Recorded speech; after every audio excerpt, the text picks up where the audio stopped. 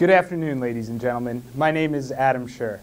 I'm a captain in the United States Army, and I've been studying and practicing leadership my entire career. But today I'm not representing Uncle Sam. I just want to be myself and talk to you about the lessons I've drawn while serving as an infantry officer in Iraq and Afghanistan. How many of you here in the audience are also leaders?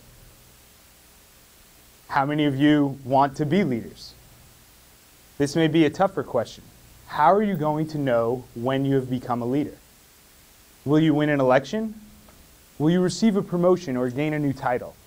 Will you get the highest position in your company? How do you know that any of those things will actually make you a leader? And perhaps more importantly, how will others know that you are their leader? Leaders assert themselves by their rank, title, or position. But really, it's about the authority we as a group give to somebody that we want to exercise leadership. It could be the president of a country, the CEO of a corporation, or even a teacher in a classroom. And despite all the training and all the evaluations, there are still plenty of examples of bad leadership. Bad leadership happens because we think that a person of a certain position achieved leadership by virtue of the title they hold. Well, what if that's wrong?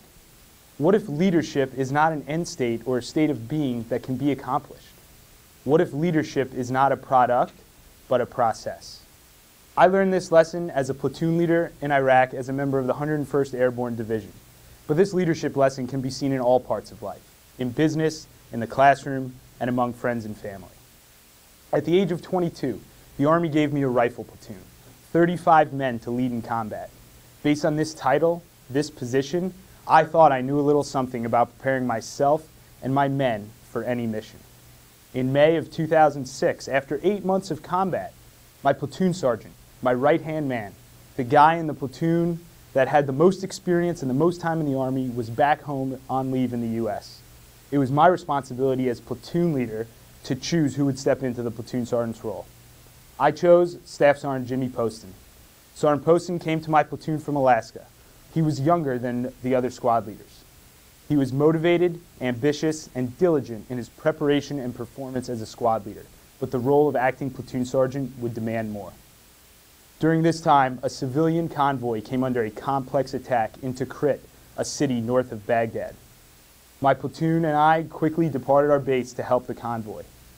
As we approached, it became clear the civilian convoy was under complex attack and one of their vehicles was destroyed by an improvised explosive device, and there may be dead or dying people on the street.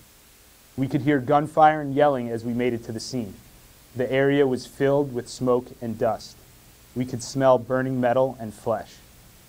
I began assigning responsibilities to my soldiers and sending reports to my commander. Sergeant Poston came to inform me that he had our platoon medic working on one of the contractors who had a severe head wound and he would need to get to a hospital immediately. Sergeant Poston told me he was putting all the details together for me so I could call in a helicopter to evacuate the wounded since our platoon sergeant was on leave. Now, for those of you not in the Army, a helicopter evacuation is not like calling 911. This is a complex operation for all involved. The people on the ground are vulnerable to further attack. The helicopter crew is trusting us on the ground to find a safe place for them to land, and the medic taking care of the patient is trusting the person in charge of the medical evacuation to get a helicopter there fast enough to save someone's life.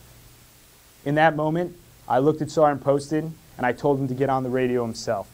I said, relay all of the details to the medical helicopters on approach and prepare a hasty landing zone for the helicopters to pick up the wounded.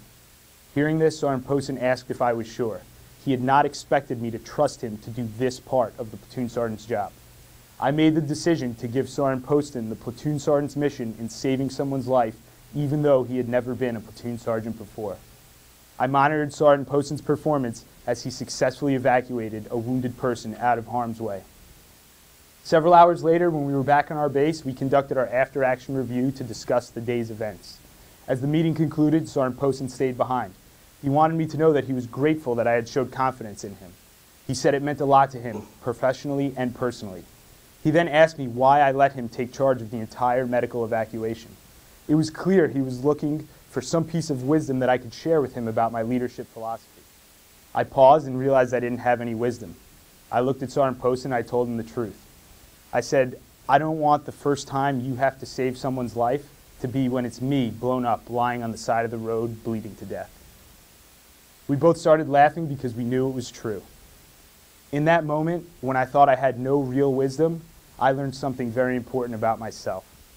I realized that trust is one of those things you get more of by giving it away. I trusted Sergeant Poston, and because of that trust, he now believed in me. But it didn't end there. Sergeant Poston would now do the same with his squad. He would teach his men about his job and his responsibilities. Together, Sergeant Poston and I had taught each other that leadership is much more of a process than any single product kept only for those who achieve high ranks.